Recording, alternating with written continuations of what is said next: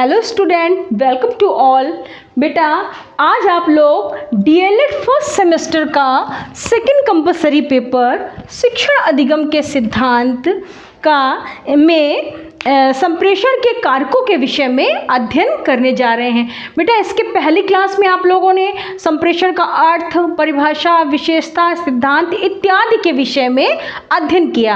आज आप लोग संप्रेषण के कारकों के विषय में अध्ययन करेंगे। संप्रेषण के कारक। संप्रेषण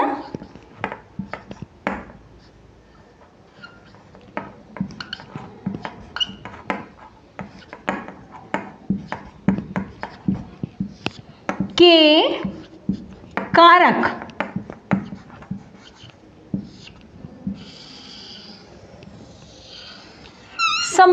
संप्रेषण का तात्पर्य होता है दो या दो से अधिक व्यक्तियों की संवेदनाएं, उनकी भावनाएं, विचारों में आदान प्रदान होना।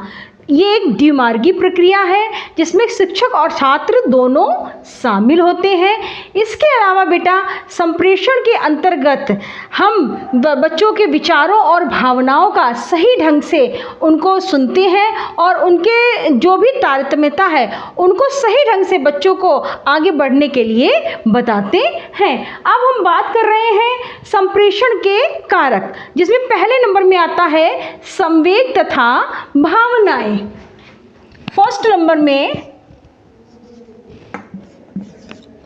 संवेग तथा भावनाएं। संवेग तथा भावनाएं मतलब संवेग क्या होते हैं बेटा? इमोशंस। बेटा अगर हमारे जो संवेग हैं वो अनुकूल हुए तो अच्छी प्रतिक्रिया होती है, अगर प्रतिकूल हुए तो खराब प्रतिक्रिया होती है। अगले नंबर में आता है परिस्थिति संदर्भ।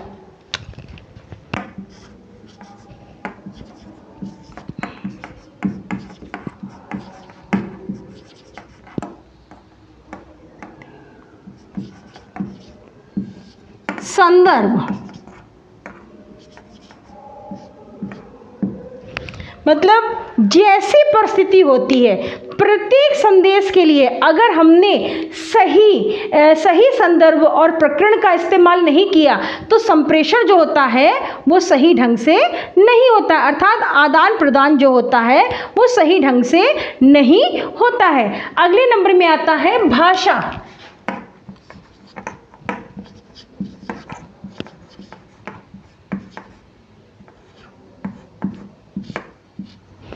भाषा बेटा अगर हम संप्रेषण जो है, जो भी वहाँ की जो भाषा चल रही है, अगर उसमें हमारा संप्रेषण नहीं होता है, हमारे विचारों का आदान प्रदान नहीं होता है तो हमें सही ढंग से समझ में नहीं आता है। तो भाषा भी वैसी ही चुननी चाहिए जो सबको समझ में आए। अगले नंबर में आता है शोर। बेटा अगर कक्ष चल रही है तो अगर बाहर से शोर शराबा या लाउड स्पीकर हो गया या किसी और तरह की चीज़ें हो गई तो संप्रेषण जो होता है सही ढंग से नहीं होता है। अगले नंबर में आता है रुचि का अभाव।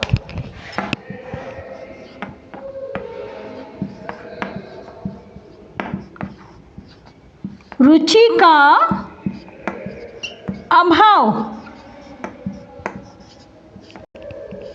बेटा अगर हमको साइंस लेना था या कॉमर्स लेना था, हमने आर्ट्स ले लिया, या आर्ट्स लेना था हमने साइंस ले लिया, तो बेटा हमारा जो मन है वो हमारा मन उस चीज़ में सही ढंग से नहीं लगता, अर्थात प्राप्तकर्ता किसी भी कारण उसकी रुचि के अनुसार अगर वो चीज़ प्राप्त नहीं होती है तो सही ढंग से संप्रेषण नहीं होता है। अगले नंबर में आता है संप्रेषण माध्यम की कमी।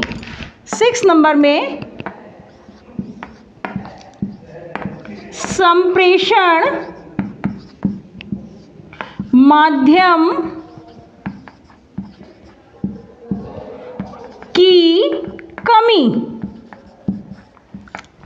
जो भी हम संदेश माध्यम, जो भी हम मैसेज भेजते हैं, अगर वो किसी भी तरह से अगर उसमें कमी होती है, सही संदेश नहीं पहुंच पाता है किसी भी कारण, तो सही संदेश ना पहुंचने के दौरान जो भी संप्रेषण होता है वो, अर्थात जो विचारों का आदान प्रदान होता है, वो सही ढंग से नहीं हो पाता है। अगले नंबर में आता है संप्रेषण सामग्री की कमियां।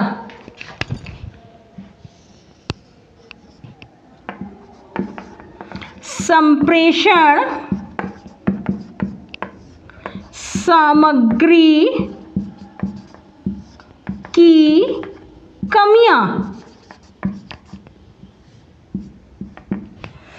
बेटा अगर कक्ष चल रही है और विचारों का आदान प्रदान ये सारी सब चल रहा है, अगर हमें सही ढंग से संप्रेषण की जो भी सामग्री है, टीएलएम है, हमें नहीं प्राप्त हो पाया, तो संप्रेषण कार्य जो होता है सही ढंग से नहीं हो पाता है। अगले नंबर में आता है वातावरण जनित कमियां।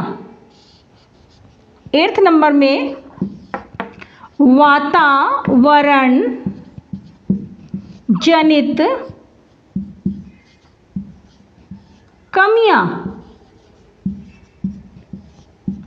बेटा हम जिस कक्षा में संप्रेषण कार्य कर रहे हैं, तो उस कक्ष में प्रकाश की कमी है, उस कक्ष में श्यामपट्ट सही नहीं है, सीटें जो होते हैं वो सही ढंग से नहीं है, तो ये सब जो होती हैं वातावरण की जनित कमियां होती हैं। आपसी सहयोग से ये सारी चीज़ हम सही कर सकते हैं। अगले नंबर में आता है प्राप्तकर्ता संबंधी कमियां।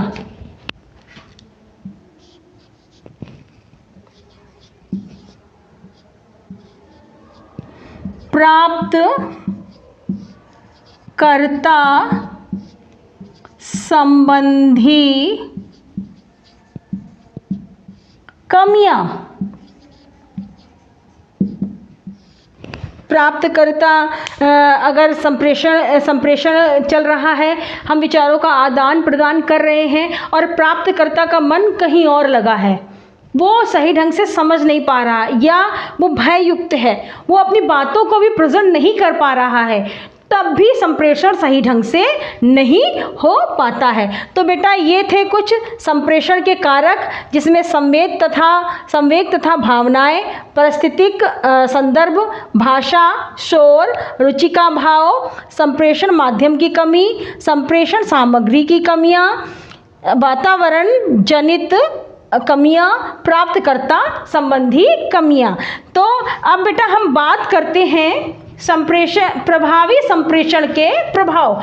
एक जो प्रभावी संप्रेषण होता है, अर्थात जो भी प्रभावपूर्ण संप्रेषण होता है, उसका छात्रों पर क्या प्रभाव पड़ता है।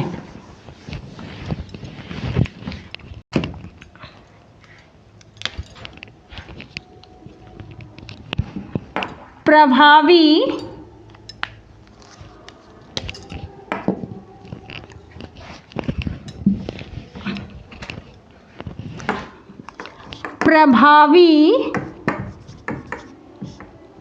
संप्रेषण का प्रभाव। प्रभावी संप्रेषण का प्रभाव। प्रभावी संप्रेषण का क्या प्रभाव पड़ता है। इसमें सबसे पहले नंबर में आता है सक्रिय अधिगम। सक्रिय अधिगम। सक्रिय मतलब एक्टिव, अधिगम मतलब लर्निंग। बेटा जब अधिगम करता है वो, या छात्र और शिक्षक दोनों ही सक्रिय होके, एक्टिव होकर ज्ञान और ज्ञानार्जन का कार्य करेंगे, तो अधिगम जो होगा वो सही दिशा की ओर जाएगा। मतलब कि जो भी स्रोत हमें प्राप्त हुए हैं उनका सक्रिय रूप से सही ढंग से इस्तेमाल होगा, तो सही ढंग से उसका प्रभाव पड़ेगा। अगले नंबर में आता है स्थायी ज्ञान।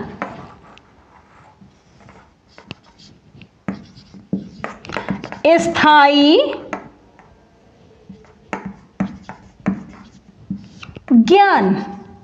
बेटा अगर जो भी संप्रेषण करता है उसको विषय वस्तु के आधारित वो बच्चों को ज्ञानार्जन देता है, वो संप्रेषण का कार्य कर रहा है, तो सही ढंग से संप्रेषण संपन्न होता है। अगले नंबर में आता है भ्रम एवं शंका निवारण। भ्रम एवं शंका निवारण।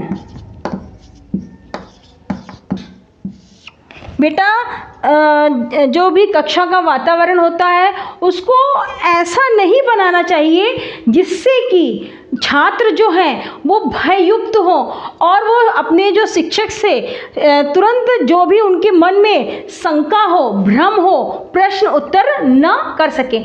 ऐसा वातावरण होना चाहिए जिससे सभी छात्र सक्रिय होकर क्वेश्चन का प्रश्न उत्तर कर सकें। अगले नंबर में आता है शिक्षक छात्र संबंधों में मधुरता। शिक्षक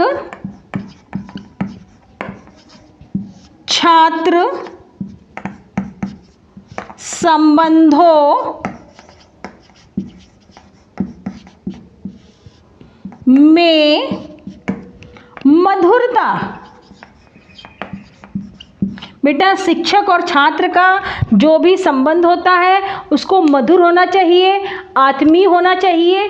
ऐसा भयमुक्त वातावरण बनाना चाहिए जिसमें बच्चे जो हैं बिना डरे हुए अपने शिक्षक से प्रश्न उत्तर कर सकें। अर्थात सहयोग की भावना होनी चाहिए, आपस में सहानुभूति होनी चाहिए, तभी शिक्षा संप्रेषण का प्रभाव सही ढंग से पड़ता है। अगले नंबर में आता है उद्देश्य प्राप्ति में सुगमता।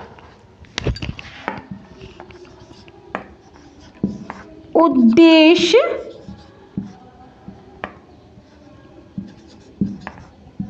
प्राप्ति में सुगमता। उद्देश्य प्राप्ति में सुगमता।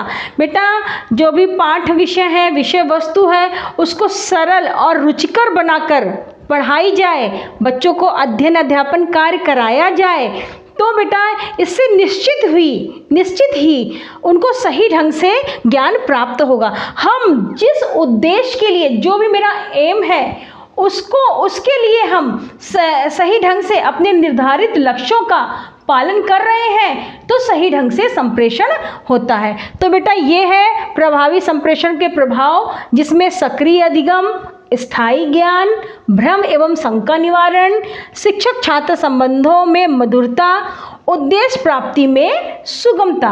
बेटा आज के लिए इतना ही। नेक्स्ट टर्न में नेक्स्ट टॉपिक के साथ। Thank you.